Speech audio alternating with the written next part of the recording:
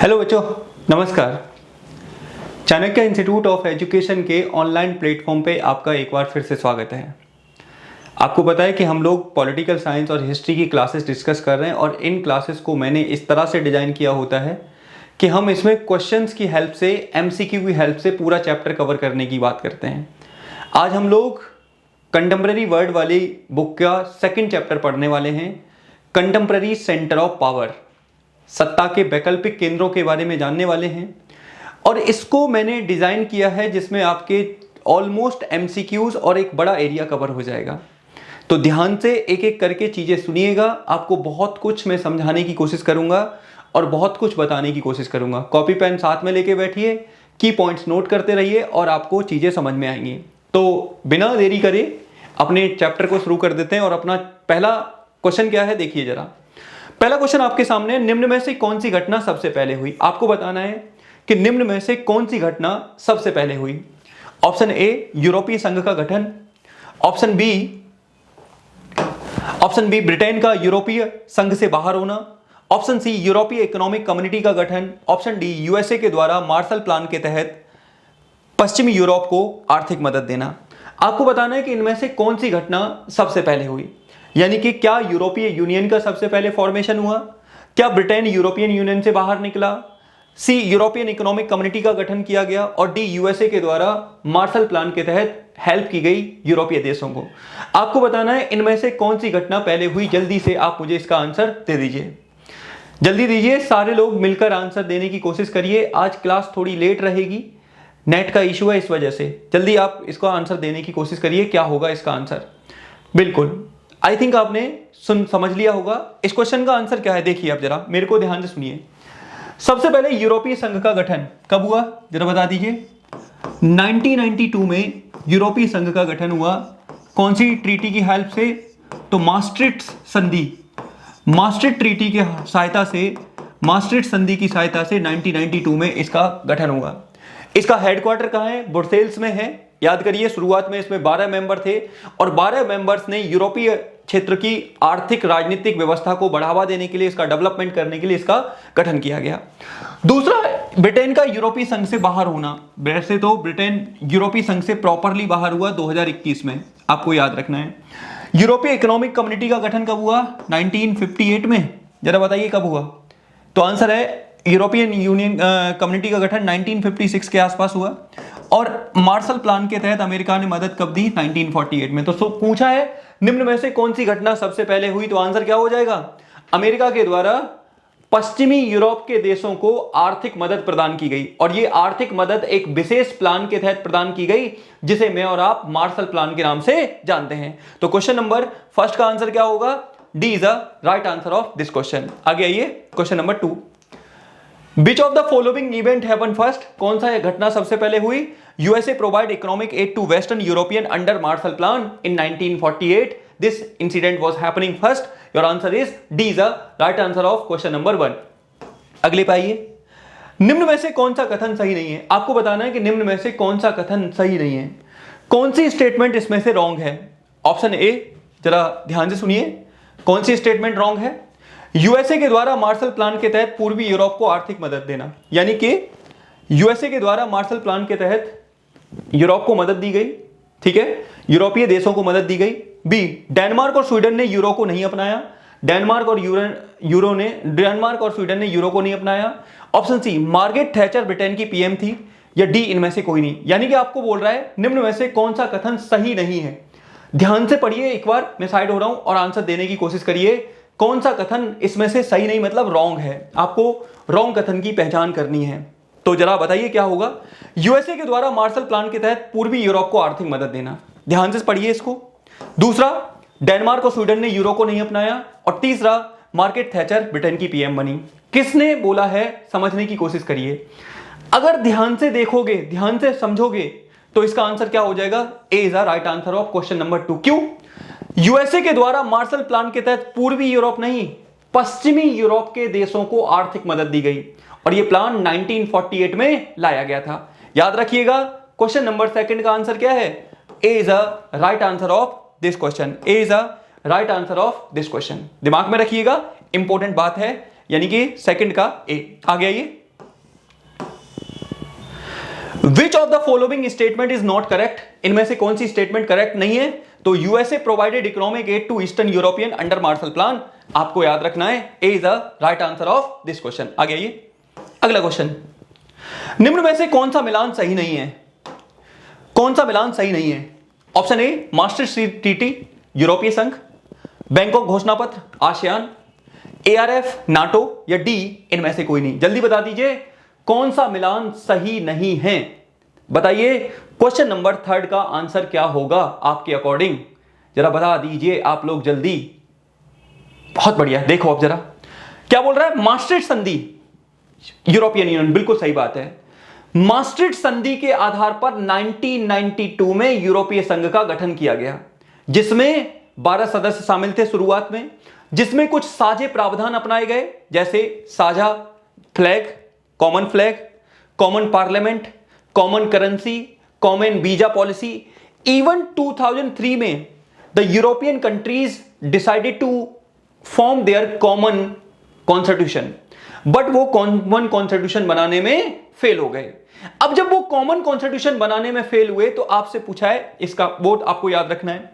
B Bangkok घोषणा पत्र, बिल्कुल सही बात है। 1967 में बैंकॉक घोषणा पत्र के आधार पर एक संगठन का निर्माण हुआ, जिसे मैं और आप आसियान के नाम से जानते हैं। आसियान दक्षिण पूर्वी एशियाई देशों का संगठन है, आपको याद रखना है, जिसे आसियान के नाम से जाना जाता है, जिसमें वर्तमान में 10 देश शामिल हैं, आपको याद रखना है। यहां एआरएफ का संबंध नाटो से नहीं है, बिल्कुल। आसियान रीजनल फोरम है इसका नाम, आसियान रीजनल फोरम, इसका संबंध आसियान से है। इसकी स्थापना 1994 में की गई, जिसका मेन मुख्य क्या है, विदेश नीति के मुद्दे पर देशों को आपस में यूनाइट करना, विदेश नीति के मुद्दे पर और किसी भी प्रकार की समस्या का समाधान एक साथ मिलकर निकालना, इसके लिए एआरएफ का गठन किया गया, जिसे मैं और आप आसियान रीजनल फोरम के नाम से जानते हैं। दिमाग में रखिएगा, C is the right answer of question number 3। तो क्वेश्चन नंबर 3 का आंसर क्या है, C is the right answer. तो मैंने क्या बोला, which match is not correct, your answer is ARF NATO, नहीं, एआरएफ आसियान से रिलेटेड है, दिमाग में रखिए। अगले क्वेश्चन में आइए, क्वेश्चन नंबर 4 क्या है, निम्न में से कौन सा देश आसियान का सदस्य नहीं है? आपको बताना है कि कौन सा कंट्री आसियान का मेंबर नहीं है। Option A Indonesia, option B Vietnam, option C Myanmar, option D Bharat. कौन सा देश आसियान का मेंबर नहीं है, आसियान का सदस्य नहीं है, आपको बताना है। अगर ध्यान से समझोगे तो सबसे पहले इंडोनेशिया, बताओ जरा क्या होगा इसका आंसर, पहले आप आंसर दो फिर मैं बताऊंगा क्या होगा क्वेश्चन नंबर 4 का आंसर। चलिए बताइए जरा क्या होगा। तो देखिए सबसे पहले निम्न में से कौन सा देश आसियान का सदस्य नहीं है? इंडोनेशिया आसियान का सदस्य है, वियतनाम आसियान का सदस्य है, म्यांमार आसियान का सदस्य है, लेकिन भारत आसियान का सदस्य नहीं है। भारत आसियान का सदस्य नहीं है, तो क्या होगा, 4 का D is the right answer of this question, यानी कि भारत आसियान का सदस्य नहीं है। याद रखिएगा, इंडोनेशिया, वियतनाम, म्यांमार ये सारे हैं, टोटल 10 आसियान के देश हैं, आपको याद रखना है। तो विच of the following country is not member of ASEAN, your answer is India. अगला क्वेश्चन आइए, क्वेश्चन नंबर 5, जरा बताइए क्वेश्चन नंबर 5 को पढ़िए एक बार आप लोग, फिर मैं पढ़ता हूं। देखिए क्या है, आसियान देशों के द्वारा 2003 में आसियान स्तंभ अपनाए गए, यानी कि 2003 में आसियान देशों के द्वारा आसियान पिलर्स या आसियान स्तंभ अपनाए, पहली चीज।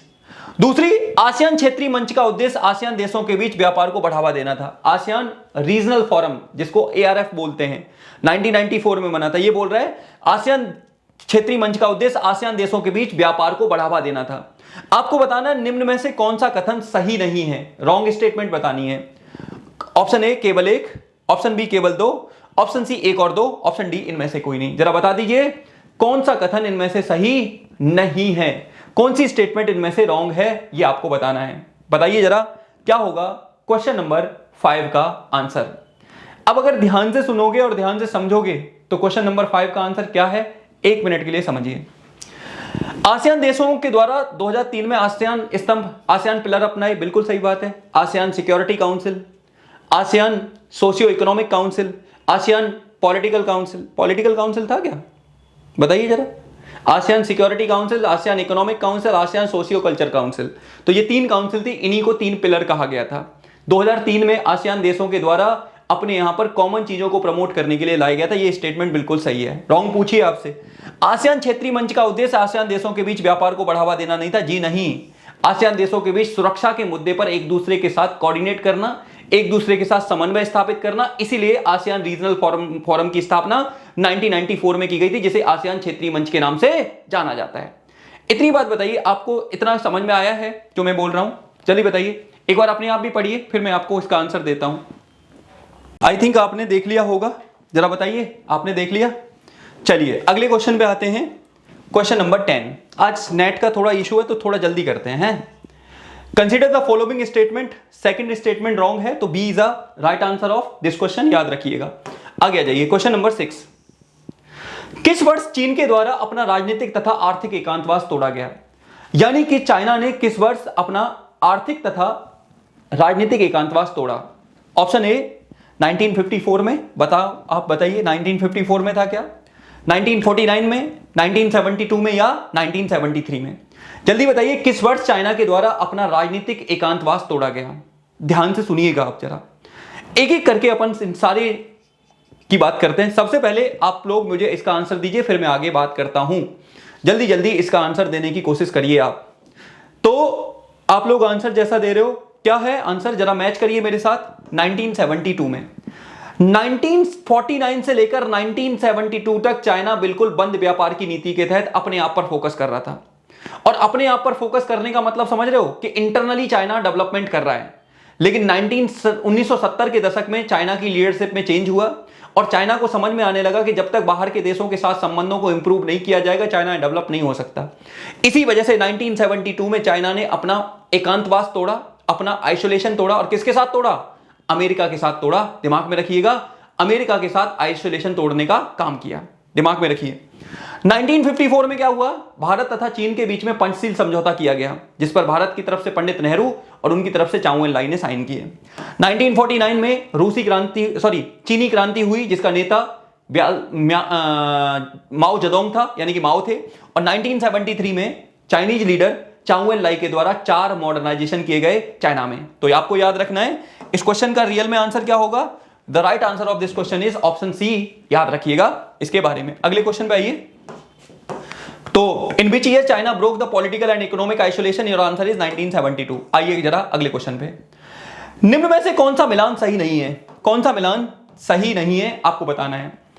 ऑप्शन ए कृषि का निजीकरण 1982 में किया। ऑप्शन बी चीन के द्वारा खुले व्यापार की नीति 1978 में अपनाई गई। ऑप्शन सी चीन डब्ल्यूटीओ का सदस्य बना 2002 में। ऑप्शन डी उद्योगों का निजीकरण। आपको बताना है निम्न में से कौन सा मिलान सही नहीं है। बताइए जरा कौन सा मिलान रॉन्ग है, कौन सा मिलान सही नहीं है, ये बात आपको बतानी है। सबसे पहले अगर ध्यान दोगे तो सब चीजें समझ में आ रही होंगी। कृषि का निजीकरण 1982, चीन के द्वारा ओपन पॉलिसी यानी कि खुले व्यापार की नीति 1978, चीन डब्ल्यूटीओ का सदस्य बना 2002 में। ऑप्शन डी उद्योगों का निजीकरण किया 1998 में। कौन सा स्टेटमेंट रॉन्ग है जल्दी बता दीजिए। चाइना के कॉन्टेक्स्ट में कौन सा स्टेटमेंट रॉन्ग है, आपको आंसर देना है इसका। बताइए क्या है, मैं आप लोगों के आंसर देख रहा हूं। बहुत बढ़िया, चलिए देखिए। कृषि का निजीकरण 1982 बिल्कुल सही बात है। चीन के द्वारा 1978 में खुले व्यापार की नीति अपनाई गई, यह भी बिल्कुल सही बात है। किसने अपनाई?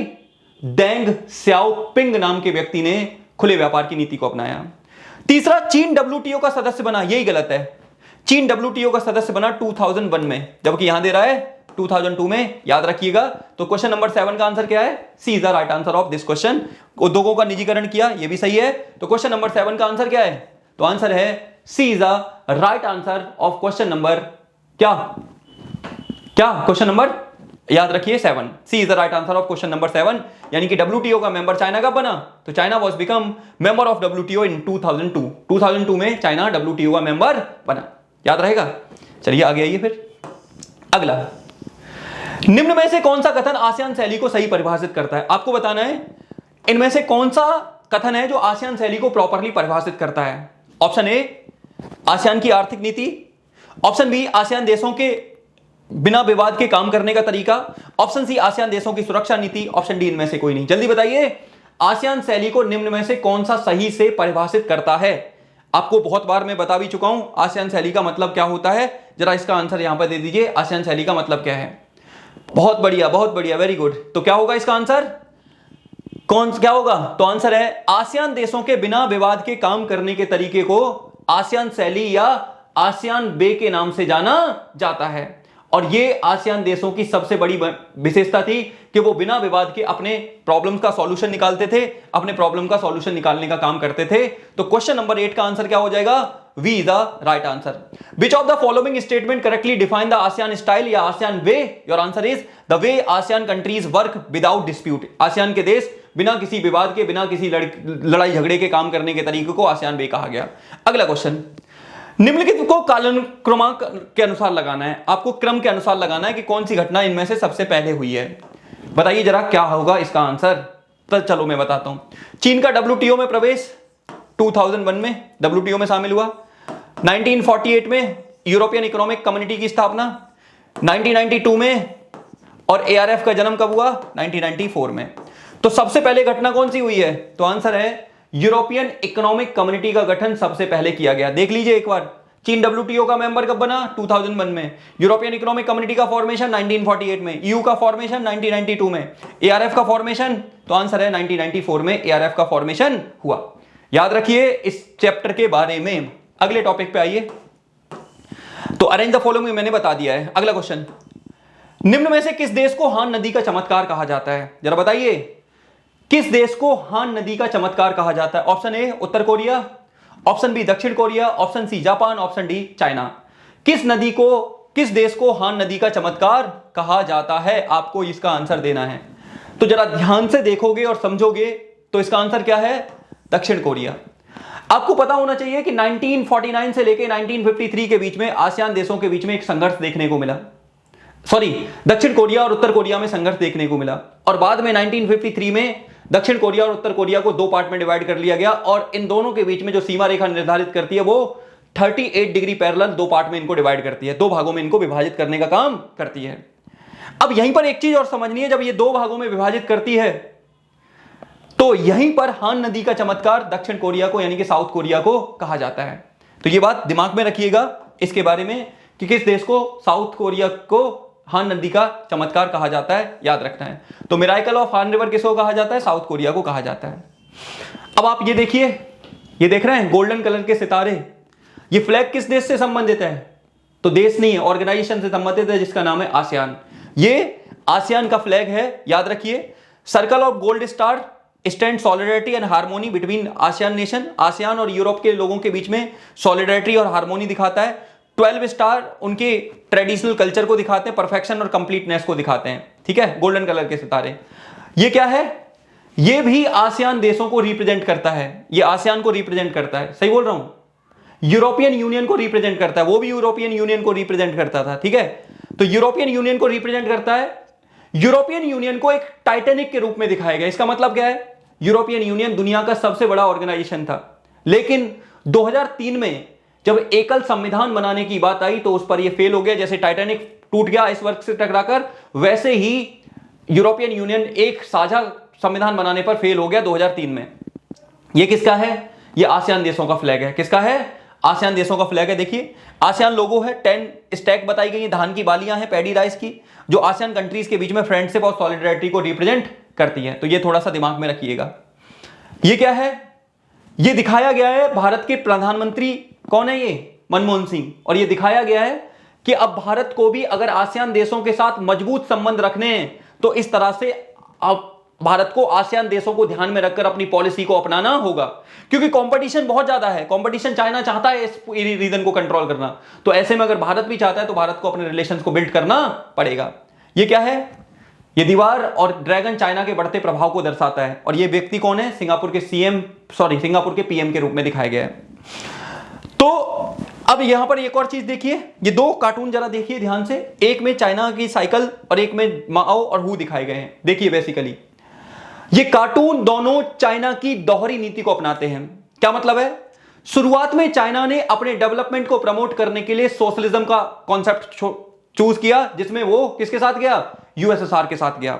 लेकिन बाद में अपने आप को उसने कैपिटलिज्म में डेवलप कर लिया और कैपिटलिज्म के आइडिया को प्रमोट करना शुरू कर दिया। सेम ये साइकिल भी यही दिखाती है। डॉलर का साइन है कैपिटलिज्म, ये साइन है सोशलिज्म का। और साइकिल को इसलिए दिखाया गया क्योंकि साइकिल दुनिया में सबसे ज्यादा चीन में ही चलाई जाती है। तो ये आपको याद रखना है।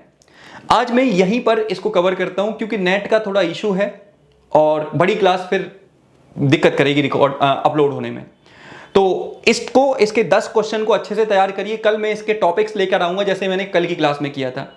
तो मैं आज यहीं पे खत्म करता हूं, मिलूंगा आपसे ऐसी क्लास में। तब तक आप खुश रहिए, अच्छे से पढ़िए और अपने सपनों को पंख दीजिए जिससे कि आप जो करना चाहते हैं वो बेहतर तरीके से कर सकें। तो मिलूंगा ऐसी क्लास में, तब तक के लिए आप सभी का धन्यवाद। जय हिंद, जय भारत। नमस्कार बच्चों, चाणक्य इंस्टीट्यूट ऑफ एजुकेशन के ऑनलाइन प्लेटफॉर्म पे आपका स्वागत है। मेरा नाम है अभय गुप्ता और मैं आपके साथ पिछले कुछ दिनों से हिस्ट्री एंड पॉलिटिकल साइंस की क्लासेस को डिस्कस कर रहा हूँ।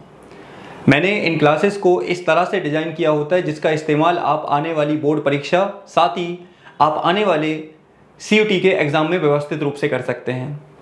कल की क्लास नहीं हो पाई, थोड़ा सा इंटरनेट इशू था, लेकिन आज हम एक बार फिर से अपने टॉपिक्स पे आ गए हैं और आज उन्हीं को हम डिस्कस करने वाले हैं। लेकिन कल की क्लास को मैंने रिकॉर्ड कर दिया है, वो आपको मिल जाएगी अभी थोड़ी देर में। चलिए आज अपन बात करने वाले हैं। सबसे पहला आज हमारा जो टॉपिक है, जो मैंने चैप्टर लिया है, उस चैप्टर का नाम है कंटेम्पररी साउथ एशिया। यानी कि आज हम जो डिस्कस करने वाले हैं वो करने वाले हैं बात कि आखिर साउथ एशिया क्या है, साउथ एशिया के आसपास वाले रीजन में किस तरह की चीज़ें देखने को मिलती हैं और साउथ एशिया की बेसिकली क्या कंडीशन है, ये सब कुछ मैं और आप जानने वाले हैं। ये सब कुछ मैं और आप डिस्कस करने वाले हैं। तो बिना देरी किए हुए अपना शुरुआत कर देते हैं। जैसे कि आपको पता है परसों आपका एग्जाम है 22 तारीख को, तो मेरी तरफ से कोशिश है कि मैं जल्दी जल्दी ये चीज़ें कराऊं। तो बिना देरी करे आज अपन शुरू कर देते हैं अपने टॉपिक को पहला क्वेश्चन के माध्यम से। इस क्वेश्चन आंसर के माध्यम से मैं आपको बहुत डिटेल में चीजें समझाने की कोशिश करूंगा, ठीक है। सबसे पहला क्वेश्चन है, निम्न में से कौन सा देश दक्षिण एशिया का हिस्सा नहीं माना जाता। आपसे क्वेश्चन पूछा है कि निम्न में से कौन सा देश दक्षिण एशिया का हिस्सा नहीं माना जाता है। Option A Bharat, option B Bhutan, option C Maldives और ऑप्शन डी म्यांमार। आखिर कौन सा देश है जिसे दक्षिण एशिया का हिस्सा नहीं माना जाता। अब आपको मैं ध्यान से समझना मेरी बात। दक्षिण एशिया या साउथ एशिया, मुख्य रूप से 8 देशों के समूह को साउथ एशिया कहा जाता है, जिसमें भारत, भूटान, नेपाल, मालदीव, श्रीलंका, बांग्लादेश,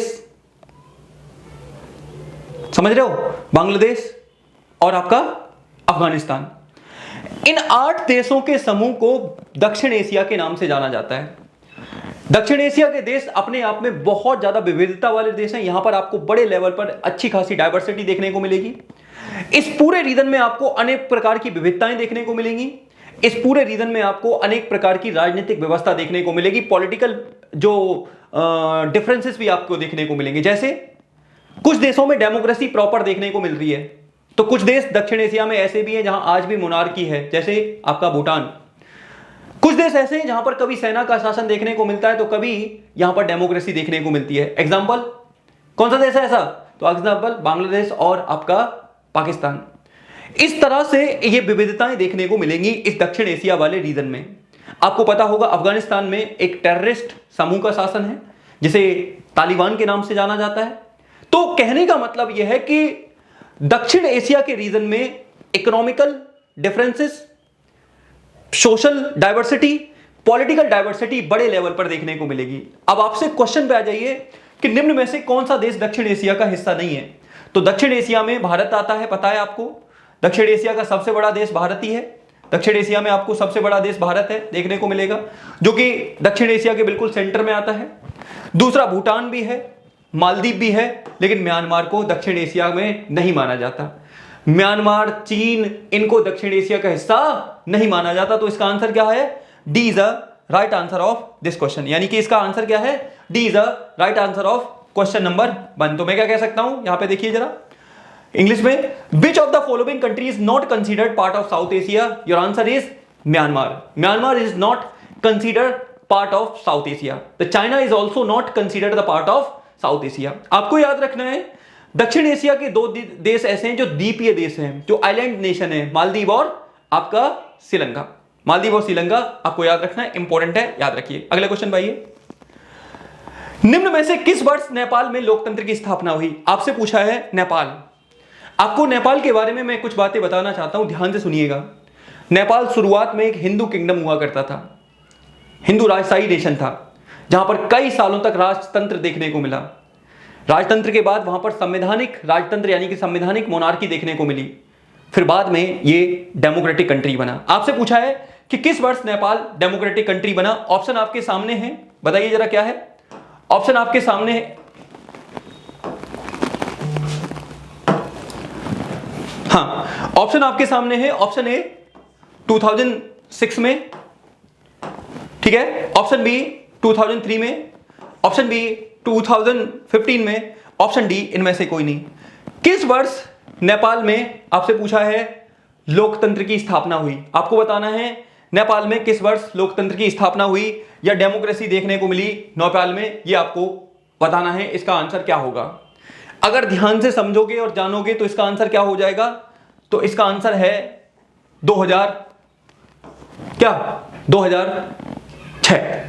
2006 में वहां पर तख्ता पलट किया गया और वहां पर डेमोक्रेटिक सरकार बनी। पूर्ण रूप से अगर मैं कहूं तो 2008 में डेमोक्रेटिक गवर्नमेंट बनी, जहां पर 7 पार्टी अलायंस की सरकार बनी, जिसमें गिरिजा प्रसाद कोइराला पहले प्रधानमंत्री बने जो एक डेमोक्रेटिक कंट्री के थे। आपको पता होना चाहिए 2015 में नेपाल ने अपना कॉन्स्टिट्यूशन बनाया और नेपाल ही ऐसा देश है जहां पर त्रिगुटीय संघर्ष देखने को मिला। 3 गुटों के बीच में, राजा की सेना, माओवादी और जनता के बीच में त्रिगुटीय संघर्ष देखने को मिला। यहां पर अभी पिछले कुछ दिनों में फिर से नेपाल में यह डिमांड की जा रही है कि नेपाल में जो डेमोक्रेटिक गवर्नमेंट है, जो लोकतांत्रिक सरकार है, वो अच्छे से काम नहीं कर पा रही हैं। इसलिए एक बार फिर से नेपाल में राजशाही आना चाहिए, यानी कि लोग वहां के डिमांड कर रहे हैं कि फिर से एक बार नेपाल में राजशाही यानी कि मोनार्की सिस्टम लाया जाना चाहिए। पिछले कुछ दिनों में आपको पता होना चाहिए इंडिया और नेपाल के बीच में विवाद भी बढ़ा है। नेपाल धीरे धीरे चाइना की तरफ बहुत तेजी से अग्रसर हो रहा है। जो नेपाल की प्रेजेंट की जो सरकार है उनका झुकाव चाइना की तरफ बहुत ज्यादा पॉजिटिव है। इसी वजह से भारत और किसके बीच में, नेपाल के बीच में आए दिन तनाव भी देखने को मिलता है, आए दिन समस्या भी देखने को मिलती है, जो कि एक बड़ा मुद्दे वाला है। कहने को दोनों देशों की रिलेशनशिप बेटी और रोटी की है। बड़ी मात्रा में नेपाली लोग भारत में काम करने आते हैं, बड़ी मात्रा में भारतीय लोगों के बिजनेसेस नेपाल में हैं, दोनों में एक दूसरे के साथ वैवाहिक संबंध भी हैं, लेकिन फिर भी चाइना की गिरफ्त में आकर आए दिन नेपाल भारत विरोधी गतिविधियों को बढ़ावा देता है, जिसकी वजह से दोनों देशों के संबंध बहुत बार खराब हो जाते हैं। तो इसका आंसर क्या होगा? तो आंसर है A is the right answer of question number 2। तो आपसे क्वेश्चन क्या पूछा है, यहां देखिए कि in which of the following year was democracy established in Nepal? Your answer is in 2006 में ऐसा देखने को मिला। याद रखिए, नेपाल के बारे में मैंने सारी चीजें डिस्कस कर दी। आगे ये अगला क्वेश्चन क्या है? निम्न में से कौन सा मिलान सही नहीं है? आपको बताना है कि इनमें से कौन सा मिलान सही नहीं है, कौन सी स्टेटमेंट रॉन्ग है। ऑप्शन ए अयूब खान, ये कह रहा है सिंधु नदी जल बंटवारा के समय लीडर थे। याहिया खान के समय बांग्लादेश का गठन हुआ। जुल्फिकार अली भुट्टो ने शिमला समझौता साइन किया। बेनजीर भुट्टो ने ताशकंद समझौता साइन किया। आपको बताना है निम्न में से कौन सी स्टेटमेंट रॉन्ग है। जल्दी बता दीजिए कौन सी स्टेटमेंट रॉन्ग है। क्वेश्चन नंबर 3 का आंसर जरा ध्यान से समझ के आंसर दीजिएगा। क्वेश्चन नंबर 3 का आंसर क्या होगा जरा बताइए। मैं आप लोगों के कमेंट भी देख लेता हूं, तब तक बताइए बताइए। बहुत बढ़िया बहुत बढ़िया। योर पार्टिसिपेशन आपको रिजल्ट देगा, आपका हार्डवर्क आपको रिजल्ट देगा। ठीक है, चाय लेके बैठिए, ठीक है, चाय लेके बैठिए और पीते चलिए और क्वेश्चंस के आंसर देते चलिए। क्या होगा इसका आंसर जरा बताइए। तो आंसर क्या है? अयूब खान, सिंधु नदी जल बंटवारा। बिल्कुल सही बात है। सिंधु नदी जल बंटवारा कब हुआ? 1960 में, जिसमें भारत की तरफ से नेहरू जी ने और इनकी तरफ से अयूब खान ने साइन किए। और ये किसकी हेल्प से हुआ? वर्ल्ड बैंक की हेल्प से हुआ। वर्ल्ड बैंक की हेल्प से, विश्व बैंक की सहायता से हुआ, जिसमें प्रोविजन रखा गया सिंधु और उसकी सहायक नदियों का 20% पानी भारत यूज करेगा और कौन 80% पानी पाकिस्तान यूज करेगा। ये आपको याद रखना है। सिंधु नदी जल बंटवारे के बारे में किसकी सहायता से हुआ? वर्ल्ड बैंक की सहायता से हुआ। दूसरी बात, अब यहां पे याहिया खान, बांग्लादेश का गठन, बिल्कुल सही बात है। 1971 में आपको पता है इंडिया पाकिस्तान वॉर हुआ। एक्चुअली ये याहिया खान का सपना था कि ये भारत को जीत लेंगे और भारत के इंडिया में आकर क्या करेंगे? ब्रेकफास्ट करेंगे, लेकिन हमने इनको धूल चटा दी। 93,000 पाकिस्तान के सोल्जर्स ने हमारे सामने सरेंडर किया। ये दुनिया का अब तक का सबसे बड़ा सरेंडर है। तो जब इन्हीं के समय हमने इनको बुरी तरीके से हराया और इन्हीं के समय बांग्लादेश का गठन हुआ। इन्हीं के समय बांग्लादेश का गठन हुआ 1971 में, जिसमें बांग्लादेश के लीडर कौन थे? शेख मुजीब। कौन थे? शेख मुजीब। आपको याद रखना है, शेख मुजीब, मुजीब उर रहमान, उर रहमान, उर रहमान। यहाँ के लीडर हुआ करते थे। तो ये भी स्टेटमेंट सही है, पहली स्टेटमेंट भी सही है, सेकंड स्टेटमेंट भी सही है। फिर क्या हुआ, इस 1971 के वॉर के बाद, 1971 के वॉर के बाद इंडिया और पाकिस्तान में शांति स्थापित करने के लिए 1972 में शिमला समझौता हुआ, जिस पर हमारी तरफ से हमारी प्राइम मिनिस्टर इंदिरा गांधी और पाकिस्तान की तरफ से कौन, जुल्फिकार अली भुट्टो ने साइन किया। यह भी बात बिल्कुल सही है, जुल्फिकार अली भुट्टो ने इस पर साइन किया। लास्ट वाला ऑप्शन देखो, बेनजीर भुट्टो बोल रहा है ताशकंद समझौता, जी नहीं। याद करिए 1965 का वॉर हुआ, 1965 का इंडिया पाकिस्तान का वॉर हुआ। उस समय हमारे प्राइम मिनिस्टर कौन हुआ करते थे, लाल बहादुर शास्त्री जी। लाल बहादुर शास्त्री जी ने बहुत हिम्मत के साथ काम लिया। उस समय हमारे देश में खाद्य संकट भी था और पाकिस्तान की तरफ से वॉर भी देखने को मिला। और इसी समय लाल बहादुर शास्त्री के द्वारा एक बड़ा फेमस स्लोगन दिया गया, जय जवान जय किसान, कि उन्होंने कहा कि हमारे देश की खाद्यान्न संकट की समस्या हमारे किसान देख लेंगे और हमारे देश में जो सैन्य संकट आया है उसका समाधान हमारे सैनिक निकाल लेंगे। इसी वजह से उन्होंने जय जवान जय किसान का नारा दिया। और उसके बाद क्या हुआ, इस वॉर के बाद, 1965 के वॉर के बाद इंडिया और पाकिस्तान के बीच में फिर से शांति स्थापित करने के लिए एक समझौता हुआ, जिसे मैं और आप क्या बोलते हैं, ताशकंद समझौता। ताशकंद समझौता या ताशकंद एग्रीमेंट। इस ताशकंद एग्रीमेंट में पाकिस्तान की तरफ से कौन था, अयूब खान। कौन था, अयूब खान। और हमारी तरफ से कौन था, शास्त्री जी। और ये शांति समझौता हुआ और इसी शांति समझौते को साइन करने के बाद हमारे शास्त्री जी की, हमारे प्राइम मिनिस्टर की डेथ हो गई। तो यही स्टेटमेंट गलत है। बेनजीर भुट्टो बोल रहा है ताशकंद समझौता, जी नहीं। ताशकंद समझौते के समय भारत के प्रधानमंत्री शास्त्री जी थे और पाकिस्तान के राष्ट्रपति अयूब खान थे, जो सेना के पहले राष्ट्रपति भी थे, सेना की तरफ से बनने वाले पहले राष्ट्रपति भी थे। तो आंसर है क्वेश्चन नंबर 3 का आंसर क्या हो जाएगा, D. Which of the following match is not correct, Ayub Khan Indus river border treaty सही है, Yahya Khan formation of Bangladesh, Zulfikar Ali Bhutto Shimla agreement, Benazir Bhutto Tashkent agreement, यही गलत है। ताशकंद एग्रीमेंट किसके बीच में हुआ, तो ताशकंद एग्रीमेंट शास्त्री जी और, बोलो, शास्त्री जी और, तो आंसर है अयूब खान के बीच में हुआ। कहां पर, उज्बेकिस्तान की राजधानी ताशकंद में, याद रखिएगा। और यहीं पर हमारे प्राइम मिनिस्टर की डेथ होगी। अगला क्वेश्चन, निम्न में से कौन सा कारण पाकिस्तान में लोकतंत्र सफल होने के लिए जिम्मेदार नहीं है। आखिर क्या कारण है कि पाकिस्तान में लोकतंत्र सफल नहीं हो पाता, क्या रीजन है कि पाकिस्तान में लोकतंत्र फेल हो जाता है, क्या रीजन है कि पाकिस्तान एक फेलियर स्टेट बन गया है डेमोक्रेसी के मामले में। ऑप्शन ए दे रखा है, पहला कि सेना के पक्ष में अधिक शक्तियां हैं, ऑप्शन ए। ऑप्शन बी, कुलीन वर्ग का राजनीति में दबदबा है। ऑप्शन सी, बाहरी शक्तियों का समर्थन ज्यादा है। ऑप्शन डी, आतंकी समूहों का दबदबा है। क्या रीजन है कि पाकिस्तान में एक अच्छा डेमोक्रेसी स्टैब्लिश नहीं हो पाती, क्या रीजन है, जल्दी बता दीजिए, क्या रीजन है कि पाकिस्तान में एक अच्छी डेमोक्रेसी स्टैब्लिश नहीं हो पाती। चलिए मैं आपको बताता हूं। सबसे पहले सेना के पक्ष में अधिक शक्ति का होना, बिल्कुल सही बात है। पाकिस्तान का जो संविधान है उसके अंतर्गत यह दिखाया गया है कि भारत से सबसे ज्यादा डर है पाकिस्तान को, तो ऐसे में वहां पर सेना को अधिक पावर दी गई है, बिल्कुल सही बात। कुलीन वर्ग का राजनीति में दबदबा, जो कुलीन वर्ग है वहां का अभिजात वर्ग है, उनका डोमिनेंस बहुत ज्यादा देखने को मिलता है और वो जब चाहे तब एक इलेक्टेड डेमोक्रेटिक गवर्नमेंट को उखाड़ फेंकते हैं। दूसरा, बाहरी शक्तियों का समर्थन, जो बाहर की पावर्स है, बाहरी शक्तियां हैं, उनका बहुत बड़ा रोल देखने को मिल रहा है, बहुत ज्यादा समर्थन देखने को मिल रहा है, उनका एक इंपॉर्टेंट रोल देखने को मिलता है, यानी कि बाहरी शक्तियां, यहां पर बताऊंगा मैं आपको 1 मिनट। और लास्ट में आतंकी समूहों का दबदबा, आतंकी समूहों का दबदबा। तो एक ये रीजन है जिसकी वजह से पाकिस्तान में लोकतंत्र सफल नहीं होता, एक ये रीजन है और एक ये रीजन है। बाहरी शक्तियों का समर्थन, जी नहीं, बाहर की शक्तियां जैसे ब्रिटेन, अमेरिका, यूरोप के देश पाकिस्तान की डेमोक्रेटिक गवर्नमेंट का समर्थन नहीं करते। इन देशों का मानना है कि पाकिस्तान एक न्यूक्लियर वेपन वाली कंट्री है, ऐसे में अगर यहां पर सरकार कमजोर आ गई तो कहीं न्यूक्लियर वेपन अगर दूसरे आतंकी समूहों के हाथों में लग गए तो बहुत बड़ा नुकसान होगा। इसी वजह से ये लोग यहां पर सेना को सपोर्ट करते हैं। तो आंसर है बाहरी शक्तियों का इनको समर्थन हासिल नहीं है। तो इसका आंसर क्या हो जाएगा, क्वेश्चन नंबर 4 का आंसर हो जाएगा C is the right answer of question number 4। मैंने क्या बोला, C is the right answer of question number 4, याद रखिएगा क्वेश्चन नंबर 4। अब यहां पे देखिए, Which of the following reason is not responsible for the success of democracy in Pakistan? Pakistan में डेमोक्रेसी की सक्सेस के लिए कौन सा कारण जिम्मेदार नहीं है, सपोर्ट ऑफ एक्सटर्नल पावर, जी नहीं, एक्सटर्नल पावर का पाकिस्तान की डेमोक्रेटिक गवर्नमेंट को सपोर्ट नहीं मिलता। इसी वजह से Pakistan most of time was fail to establish a proper democracy. अभी आपको याद रखना है, दुनिया का एकमात्र देश है, ज्यादातर देशों के पास क्या होता है, अपनी आर्मी होती है, लेकिन एक दुनिया का एकमात्र देश है जिसमें क्या है, आर्मी के पास अपना देश है, और वो आर्मी के पास अपना देश है, वो कौन सा देश है, वो पाकिस्तानी है, याद रखिएगा। चलिए आगे क्वेश्चन नंबर 5 पे। निम्न में से किस नेता का संबंध बांग्लादेश से नहीं है? आपसे पूछा है कि कौन सा नेता बांग्लादेश से संबंध नहीं रखता। Option A Ziaur Rahman, option B Mujibur Rahman, option C HM Ershad, option D Zia ul Haq. जरा बताइए किस नेता का संबंध बांग्लादेश से नहीं है। अब यहीं पर आप समझिए कि बांग्लादेश आपको पता होना चाहिए 1947 से लेकर 1971 तक बांग्लादेश नाम का कोई देश नहीं था। इसको ईस्ट पाकिस्तान बोलते थे। क्या बोलते थे? ईस्ट पाकिस्तान बोलते थे।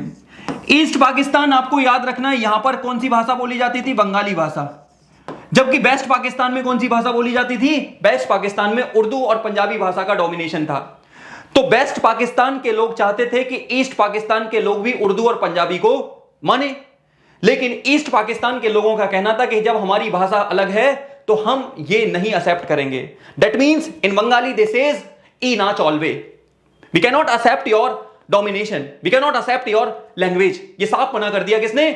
ईस्ट पाकिस्तान के लोगों ने। तो ऐसे में वेस्ट पाकिस्तान के लोगों ने अपना डोमिनेशन दिखाने के लिए वहां पर आर्मी भेजी 1970s के टाइम पर, और इस आर्मी ने लोगों को मारना पीटना शुरू किया, यानी कि बहुत ज्यादा डोमिनेशन दिखा रहा था वेस्ट पाकिस्तान ईस्ट पाकिस्तान पर।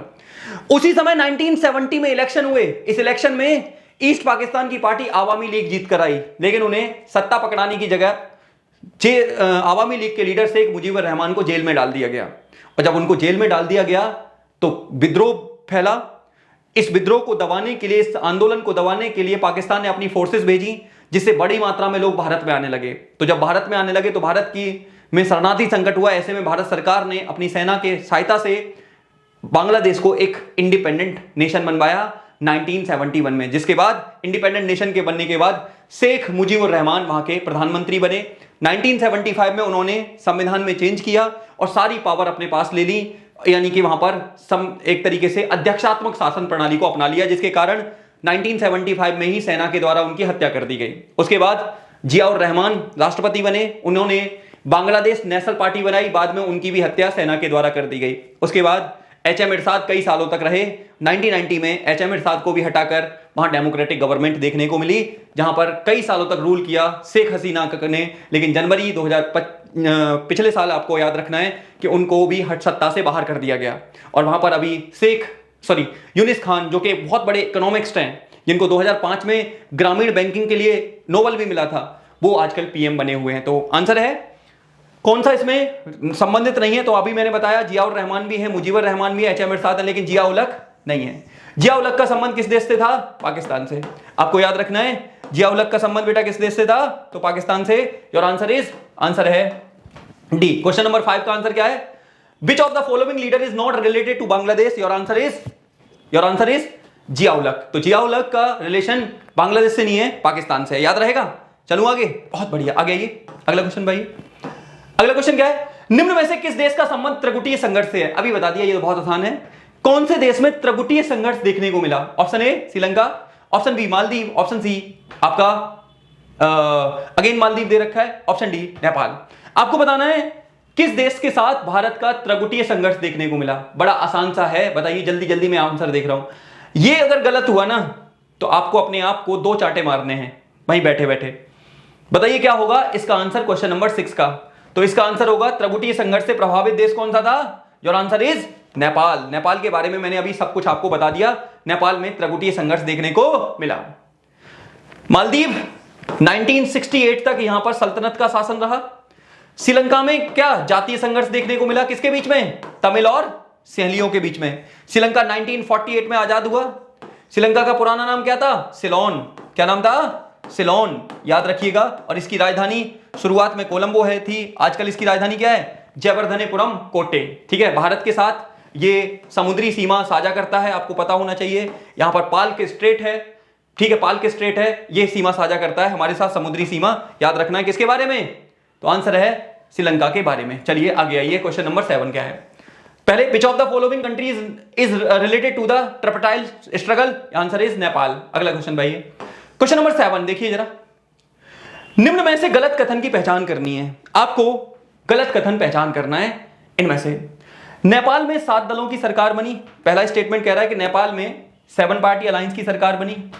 1988 में लिट्टे से उग्रवादियों ने भूटान पर हमला किया, यानी कि 1988 में लिट्टे, याद करिए श्रीलंका में जब 1980 के दशक में जातीय संघर्ष देखने को मिला, तमिल और सहेलियों के बीच में संघर्ष देखने को मिला, उस समय एक ऑर्गेनाइजेशन बना जिसका नाम था लिट्टे। लिट्टे मतलब liberation tigers of Tamil Eelam. यह कह रहा है कि 1988 में इन्होंने भूटान पर कब्जा कर लिया।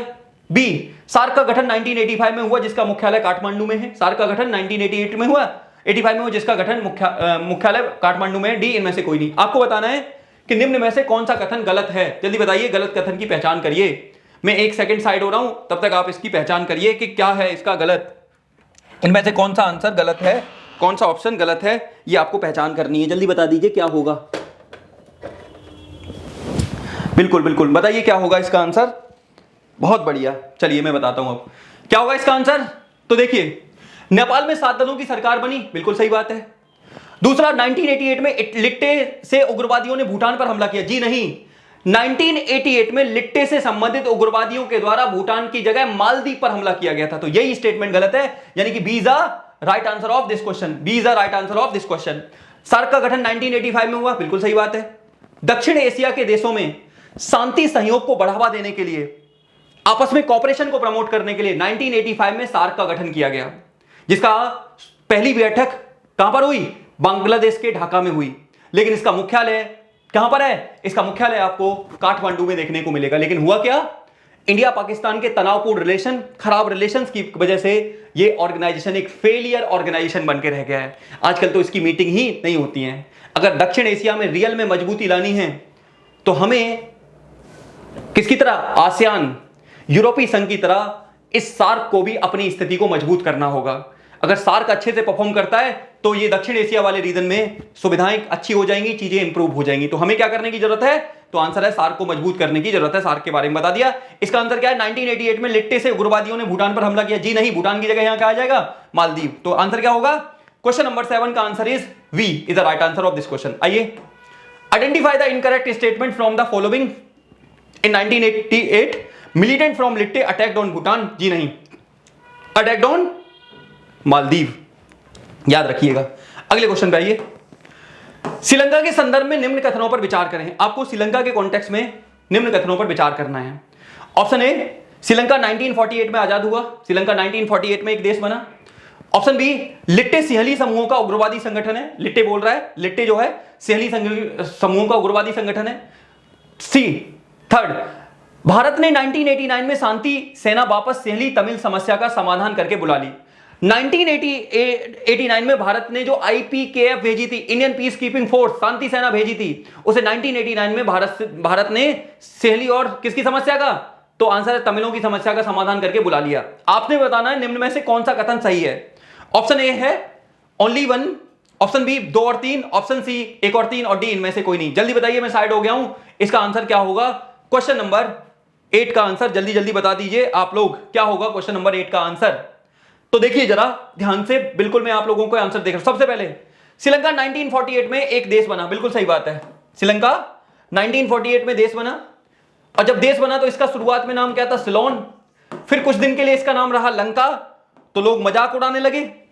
जैसे मान के चलो इंडिया टीम ने श्रीलंका की टीम को हटा दिया, तो शुरुआत में लंका, तो मजाक बनने लगा कि भारत ने लंका की लंका लगा दी, तो इसलिए इन्होंने नाम रख लिया श्रीलंका। तो श्रीलंका एक रिस्पेक्टिव नाम इनका हो गया। लिट्टे सिंहली समूहों का उग्रवादी। जी नहीं, लिट्टे का संबंध किससे था? तमिल से। किससे था? तमिल से। तमिलों के द्वारा जब उनकी भाषा को सम्मान नहीं दिया गया, उन्हें बराबर का दर्जा नहीं दिया गया, तो ऐसे में 1980s में the Tamil was decided to form a militant organization which was known as LTTE, liberation tigers of Tamil Eelam. याद रखिएगा, तो ये स्टेटमेंट रॉन्ग हो जाती है। भारत ने 1989 में शांति सेना वापस बुला ली। जी हां, बिल्कुल वापस बुला ली, लेकिन समाधान नहीं निकला था। बिना किसी समस्या के समाधान के भारत ने 1989 में अपनी शांति सेना को वापस निकाल लिया। इसकी समस्या का समाधान 2008 में 2 स्कैंडिनेवियन कंट्रीज आइसलैंड और नॉर्वे के द्वारा इन दोनों समूहों को बातचीत के माध्यम से निकाला गया। 2009 में लिट्टे को सस्पेंड कर दिया गया। अब एक बात समझनी है आपको, 20 सालों से अधिक गृह युद्ध में हिस्से रहने के बावजूद भी श्रीलंका ने कुछ उपलब्धियों को हासिल किया जो आपको याद रखना है। पहली उपलब्धि, पहला अचीवमेंट कि श्रीलंका ने संघर्ष के बावजूद भी अपनी डेमोक्रेसी को बनाए रखा। दूसरा, श्रीलंका साउथ एशिया का पहला देश बना जिसने अपनी इकोनॉमी को लिबरलाइज किया, उदार बनाया। तीसरा, पहला देश बना जिसने विकासशील देशों में पहला देश बना जिसने अपनी जनसंख्या को कंट्रोल किया। चौथा, मानव विकास, ह्यूमन डेवलपमेंट के मामले में एक बहुत अच्छी ग्रोथ हासिल की किसने? श्रीलंका ने। तो समस्याएं बहुत थी लेकिन समस्याओं को लड़कर यह उपलब्धि उसने हासिल की।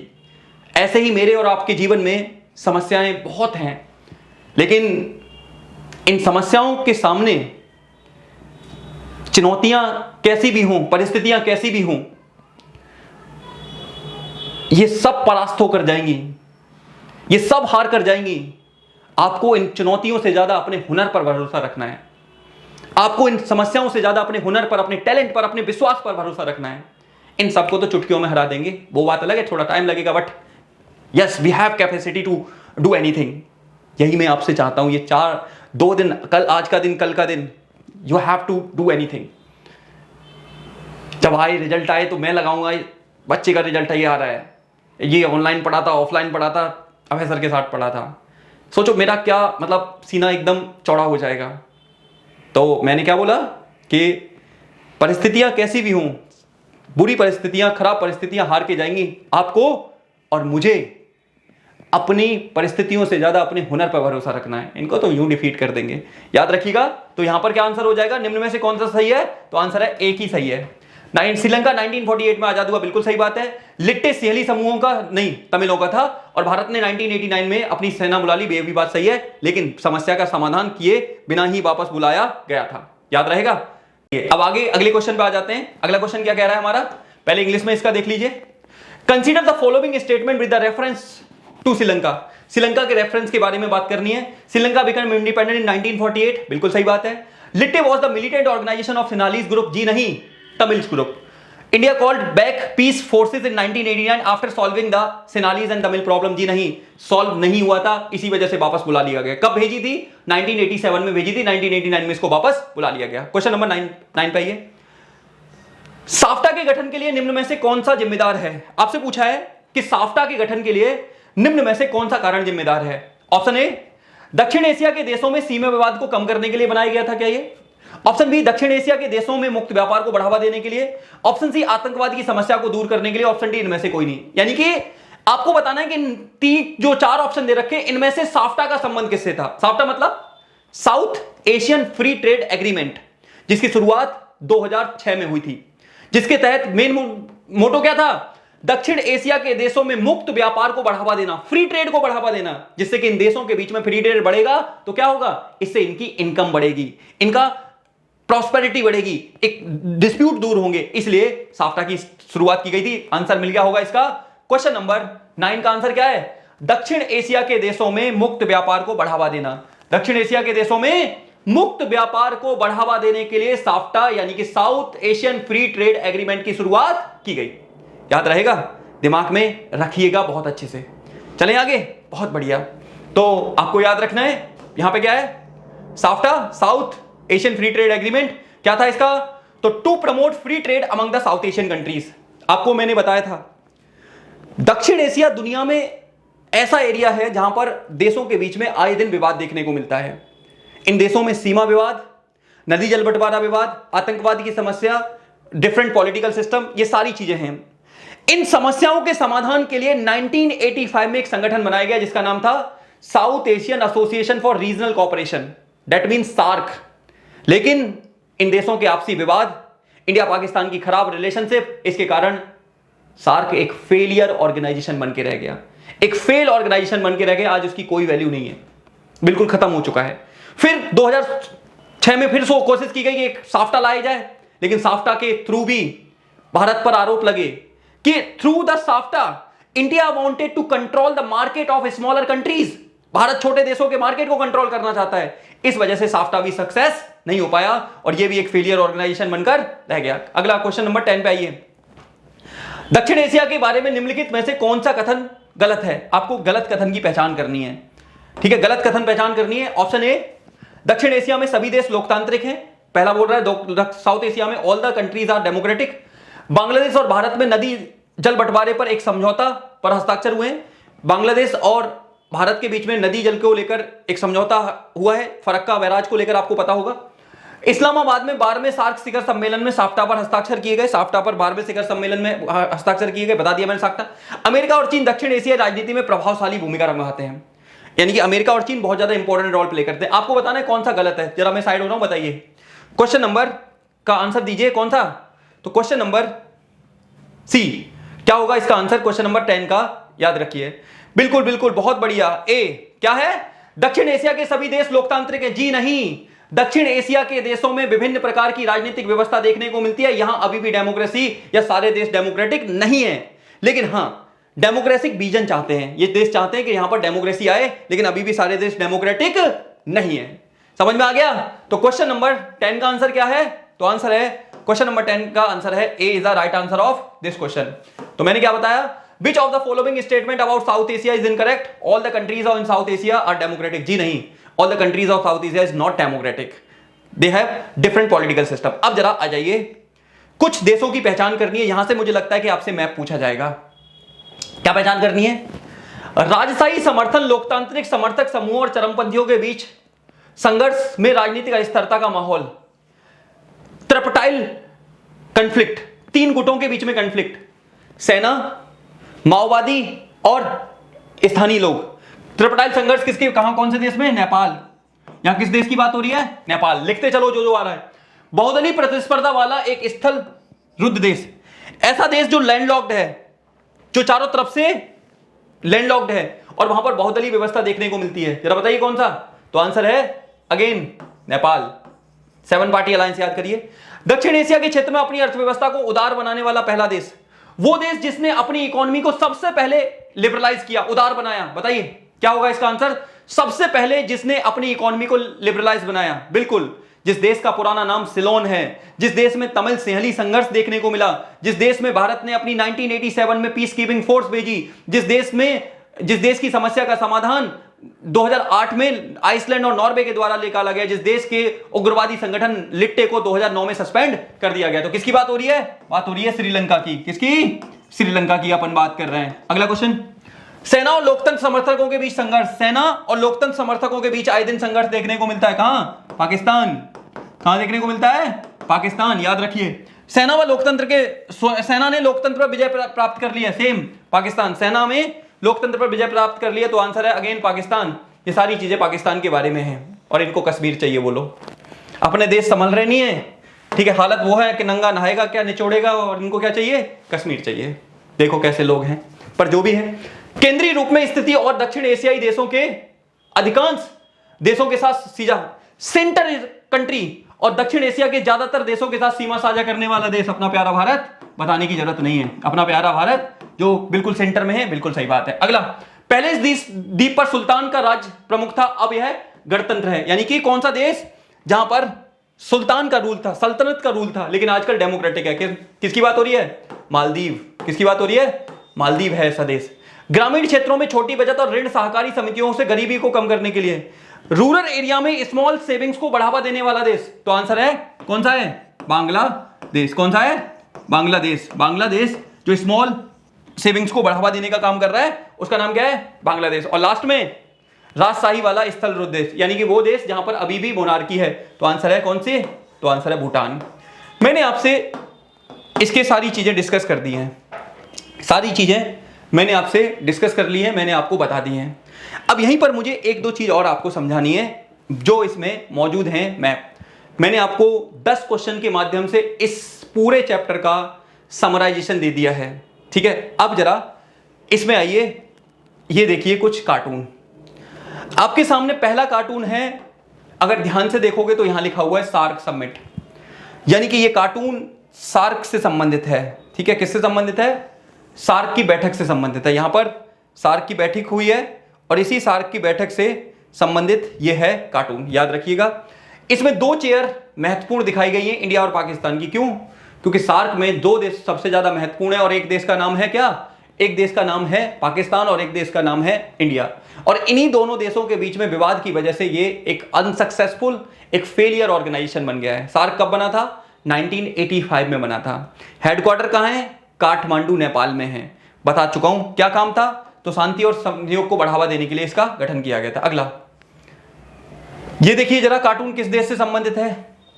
ये कार्टून आप ध्यान से देखोगे तो एक तरफ ये LITT लिखा हुआ है, तमिल, ठीक है, तमिल। एक तरफ ये सिन्हाला,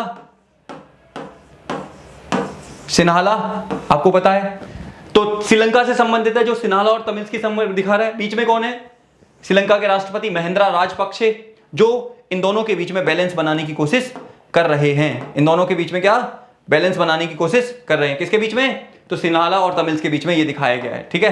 तमिल का संगठन क्या था? LTTE, liberation tigers of Tamil Eelam, याद करिए। आगे आइए, अगेन ये कार्टून किस देश से संबंधित है? पाकिस्तान। परवेज मुशर्रफ को दिखाया गया है। क्या दिखाया गया है?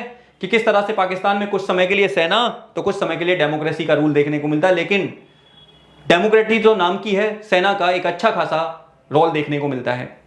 यूएई के एक धर्मगुरु थे, उनको मैं सुन रहा था, उन्होंने कहा कि every country has their own army, प्रत्येक देश की अपनी आर्मी होती है, लेकिन only one country accept Pakistan the army has its own nation, army का अपना देश है।